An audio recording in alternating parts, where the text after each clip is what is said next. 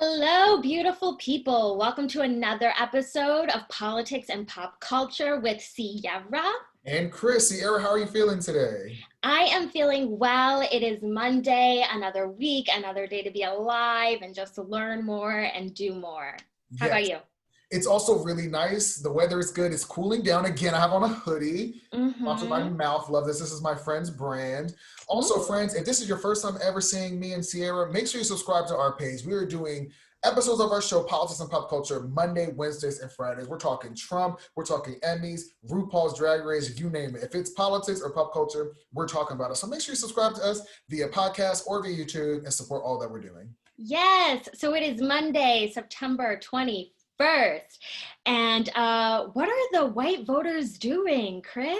Oh my gosh. So this morning I read in Politico that Trump is losing white voters. They write, the president is running well behind 2016 pace with the demographic that sent him to the White House. It's possible that the focus on the Supreme Court Justice Ruth Bader Ginsburg replacement will help Trump, reminding voters who have drifted away from him what they cared about in 2016. 4 years ago, 1 in 5 voters, many of them white, social conservatives, said Supreme Court appointments were the most important factor in their vote. But with all that being said, our white people are getting away from voting for Donald Trump. They are not, statistically, he's not doing well with white voters. What do you think that is? So many things are happening this year alone.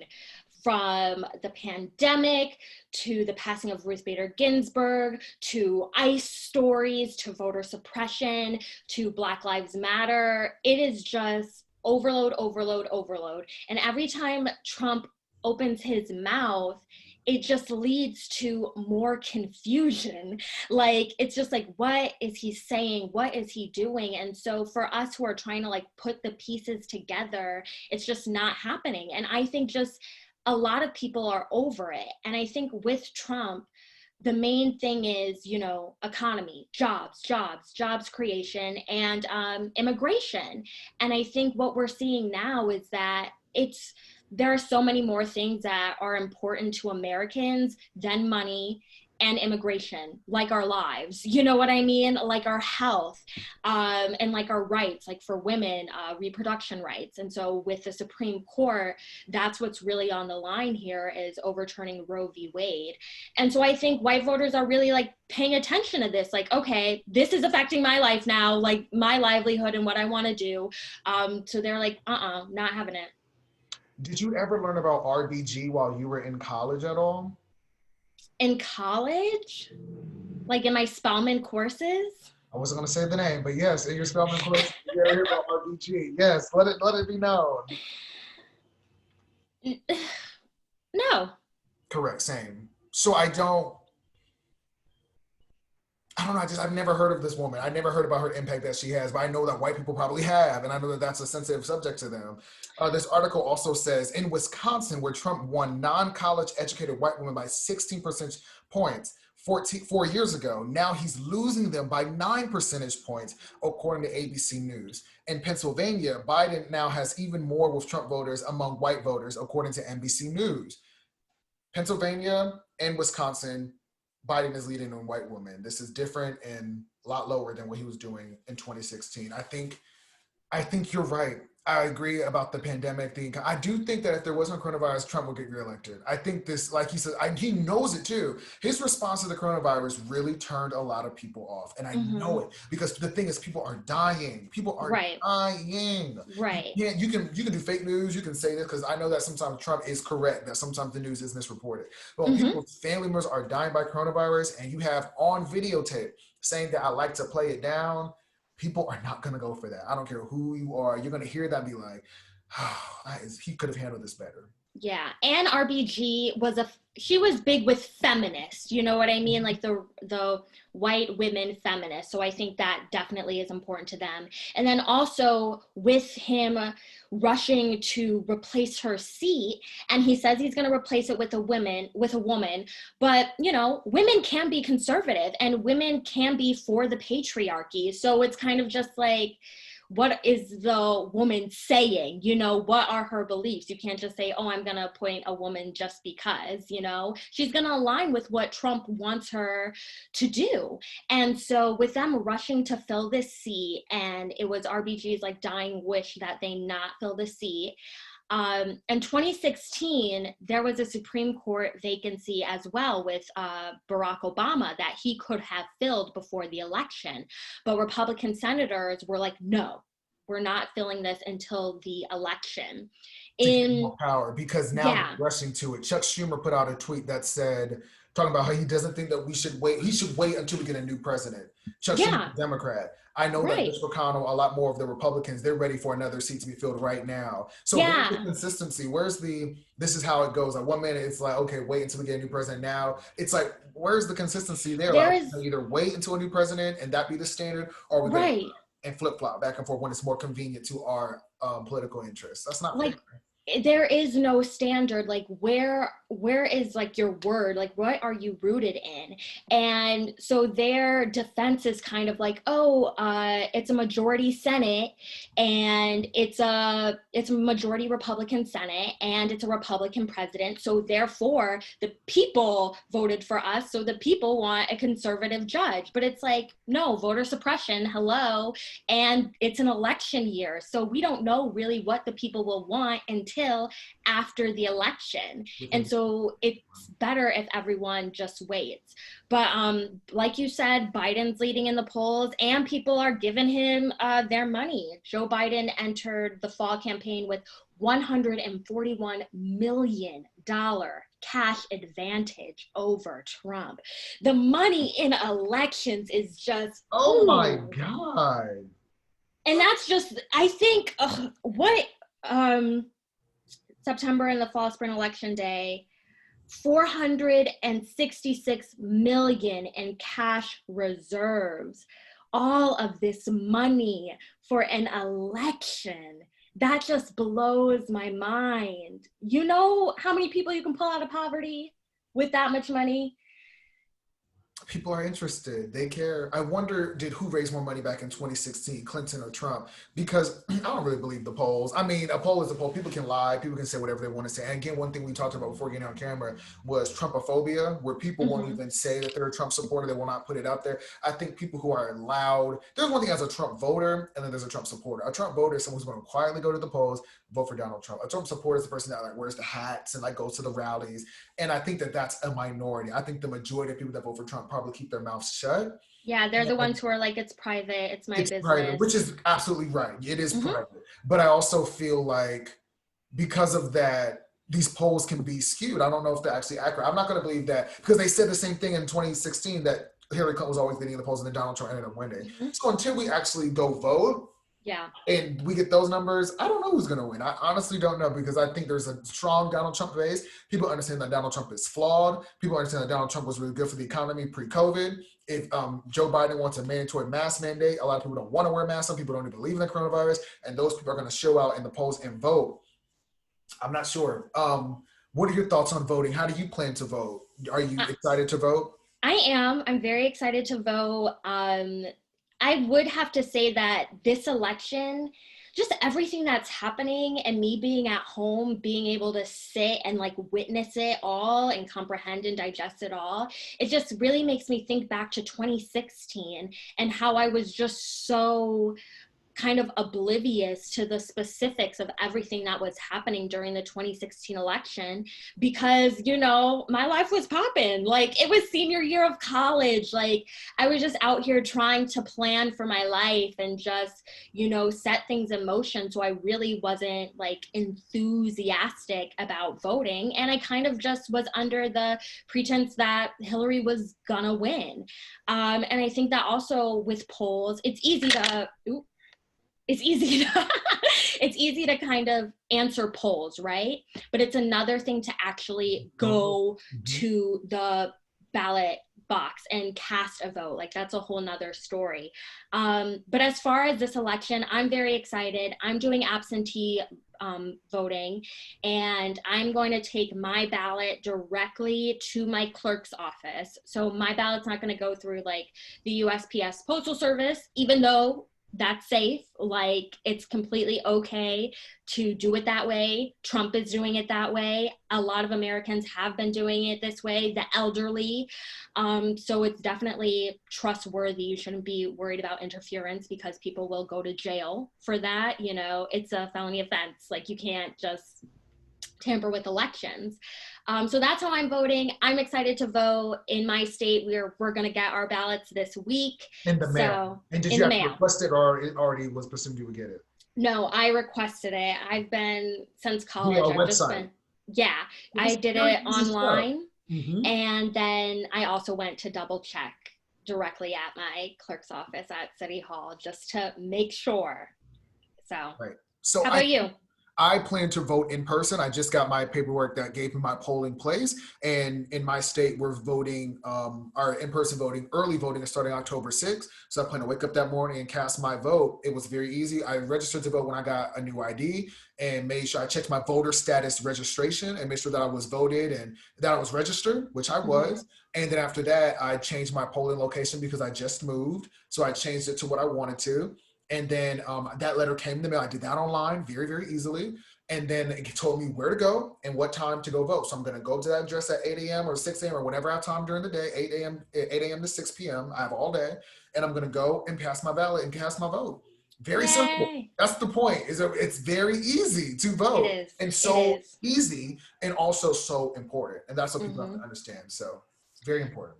But it is also important to understand that voter suppression is real and alive and legal. Republicans have found loopholes. I was on the phone. I do phone banking. That's my little, thing that I do just to be an activist out here, talk to people directly, see where their heads are at and what help they need. And I did speak to a woman whose polling place was literally across the street from her house. However, in the area, they have been closing schools down left and right, like school closing, just because of budget, and poverty. And so she has no clue where her new polling place is. And she doesn't have a car. She doesn't have internet access. And she's elderly. And it was a law in Michigan that you weren't allowed to drive people to polling places. Like, you weren't allowed to drive strangers to polling places. And so it's just like, how are we helping this woman make it easy for her to vote? And so I gave her a voter hotline that she can call, and they can help people find their polling places. I know Lyft does a discount to drive people to polling places. And so people are out here also struggling. So it was easy for me and Chris to do it, yes, and people with internet and people with cars. But there are people who don't have internet and who don't have cars and whose polling places are moved and they have no way to know how it moves. So I do think everyone should definitely help volunteer for those people or do everything you can to just bring awareness on how people can vote and making it easier for people to vote. That's a really good point. That's a really good point. I'm going to check with my grandmother, make sure she has everything that she needs to vote. That's a really good point. Yeah, check on your elderly friends and grandparents and great aunts and uncles, et cetera, and make sure that they're equipped, help them out. Love that. Okay, so on The View, Kim Kasich, I think that's how you pronounce her name, Kasich, she is running as a Republican for the 7th Congressional District of Baltimore for Elijah Cummings' seat. She is a Black woman. She has viral campaign videos of her walking in rundown parts of Baltimore City and kind of like saying Democrats have done nothing for the city. I'm gonna do it, vote Republican, not all Black people have to vote Democrat. And so Meghan McCain invited her on The View. I like Meghan McCain's view on The View. Sorry, that's a side note. But yeah, so she went on there and they were kind of like, why do you support Trump? Do you think Trump is doing the right thing? And she was like, yes, I do. A lot of Black people support Trump. And then kind of out of the blue, she called out Joy Behar's use of blackface. And Joy got mad. She got hype. And I'm like, I live for these View moments where they just get, okay, it's just great. And so Joy Behar said, the Black community forgave me for that. I was paying homage. And then Sunny just started going in like, girl. She was like, Trump does not support the Black community. And then Sunny was cutting Kim off of it, going, wow. So then they wouldn't even let Kim, like, she got bullied. She got over talked, and they weren't letting her finish what she was going to say, even though what she was going to say wasn't really about all that. But then the View was trending on Twitter. This must have been Friday's show.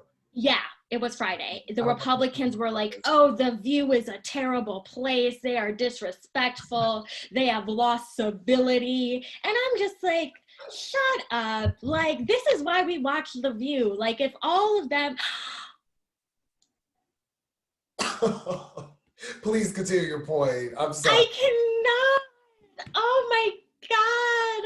So cute. 1 million views. Like this video now. Gorgeous. Okay, what was I saying? Yeah, so everyone's mad at The View now. But I'm like, this is why we watch The View. We watch The View. The View definitely skews more left though. Because if they had, I don't know where Sarah Haynes identifies as, but she's moderate. Yeah, but they need to equal it out, because definitely, like, we know Sunny's more on the liberal side, even though she's like pro-choice, pro-life, pro-choice. It's like a weird hybrid. But they gotta equal it out. It's not balanced. Yeah. So, but I'm like also kind of like the blackface comment. Like, that's an easy way to pull out, to get. I think Kim knew what she was doing. I've never been a Joy Behar fan though, like, she can just be. She's really mean to Trump too, like really nasty. Yes, but really, it's just like nasty. That's why we watch. Like, come on. But yeah, it was great. It was great television. I love that. So Kim was on there to promote her voting, like her she doesn't have a book or anything. Like, she was just trying to get people to vote for her. Exactly, because she lost in the special election to fill the seat immediately, like terribly. And so she was at the RNC. Trump invited her to like speak at the RNC. Yes, I saw that. And so Megan just felt like it was an interesting view, and Megan wanted her on the show just for her viewpoint. I think Black people should be independents. That way, the Republicans and the Democrats equally have to work hard for that vote, even though we're not a monolith, and, people care about a bunch of different things. But yeah, so I just wanted to bring that up. Check out those clips, people. I like that, because I'm not watching her. I'm gonna watch her now that she got to that fight. So whoever orchestrated this party, if you want people to know who Kim Klacik is, now we're gonna be talking about her. That's good. Yeah, she came with that blackface in her pocket. She knew what she was doing, and it worked. Candace Owens did the same thing when she came for Cardi B. She knew certain people know how to get publicity. Hello? All right, let's move into pop culture. Pop culture. And the Emmys were last night. The Emmys, and I read this morning, I literally yelled at my phone when I found out that Zendaya was the youngest woman ever to win for her role as Rue in HBO's Euphoria. Do you watch Euphoria this year? Do you watch Euphoria? I watched the first episode. It's a lot. That show was dark. A lot. It's definitely dark. It's like if Billie Eilish were a TV show. And it's like, I was going to like go back and watch kind of like the teen shows that I watch, and like Secret Life of an American Teenager or like a Degrassi, but Euphoria is just like a whole nother level of what teens are facing in today's society. I'm just like, I cannot with this show. So I had to take it in increments. But I saw that first episode and I saw clips, and she slayed. She did it. Really talented, because that's not how she is. At all. Like, as a human being, so like we see her character, it was like, wow.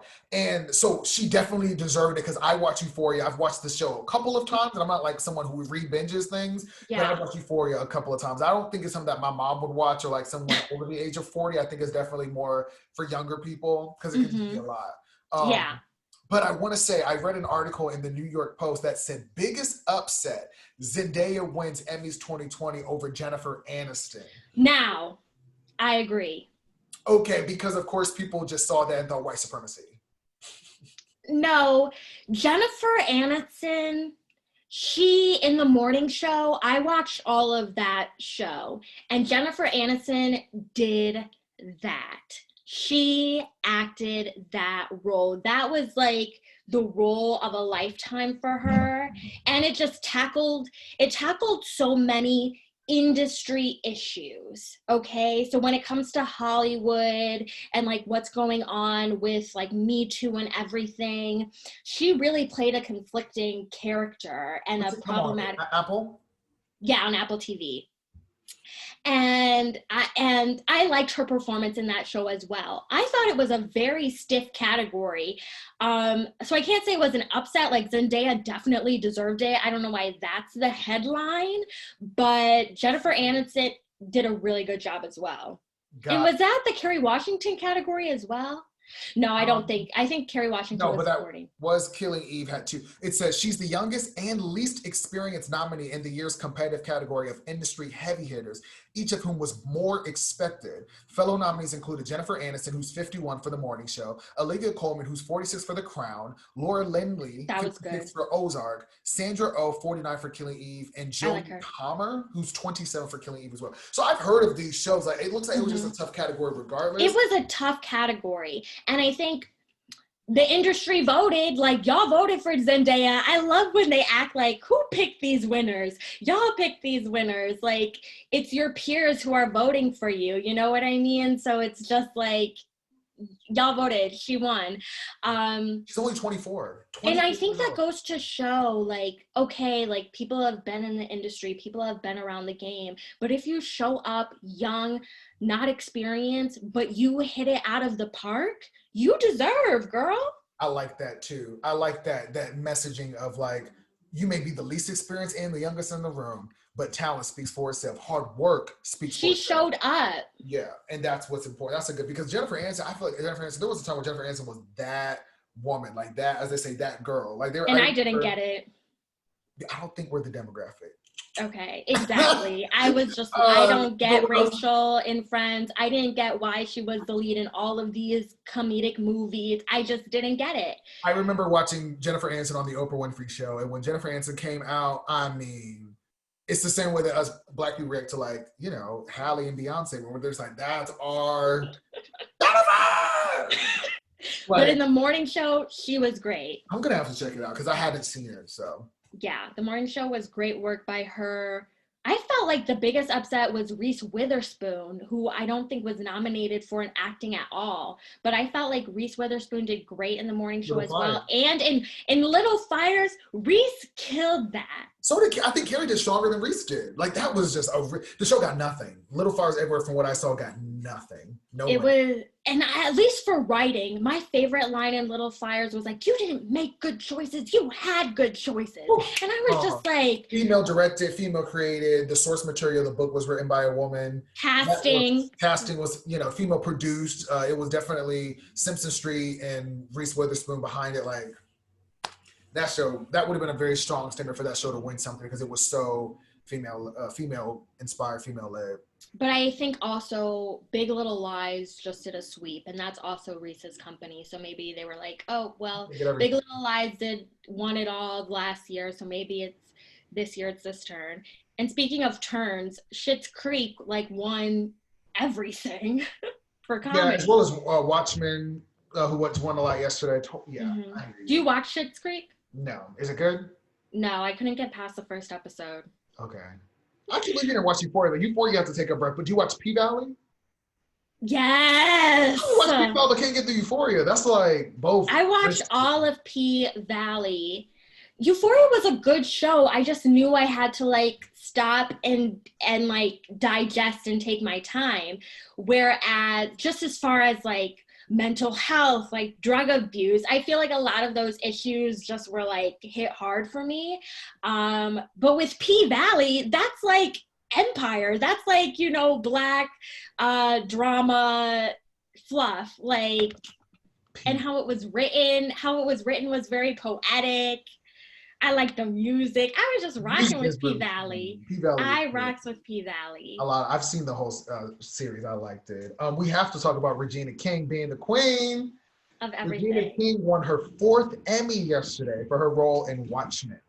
We have to talk about Regina King. I was first introduced to Regina King as a young boy. Like, I remember seeing her on Friday, like not even like knowing all that, but just remember her face. She was Poetic in Higher Justice. Learning.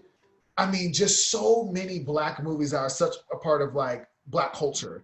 Of course, as a conscious, like older college educated person, I got hip to her 7 Seconds, which was on Netflix. Actually, that made me cry. Like the political commentary that show had, she did really good. So it's just Regina King. We have to give people their flowers while they're alive, and I feel like Regina Yes. King may not be like one of our A-list Jennifer Anistons, but you're talking about someone with a very, very solid body of work that speaks for itself. That's been Yes. over 20 years, I would say, over at least a 20-year career. She Boondock. went from girlhood to teenager to woman. Like, she stayed in this game, like, Yeah, consistently. Like, I consistently. can't think of a time where she wasn't doing something. Yeah, and I All just the feel like trophies. she's been one of the big staples that we don't talk enough about. Like, I don't hear Regina King in the conversation that I do a Viola, in the same way that I do a Angela Bassett, in the same way that I do Viola, Angela, and Halle. Like those, I feel like are queen Black female actresses. But when I look at If Beale Street Could Talk, 227, The Boondocks, Miss Congeniality, Boys in the Hood, those are movies that are a part of pop culture that will always be poetic justice, like you said. I have a poetic justice too. She Legally Blonde 2. Do you remember she was in Legally Blonde 2? Yes, that was my movie. I forgot. That I wanted to be a lawyer. Well, I don't know why I connected with Al Woods, but I did.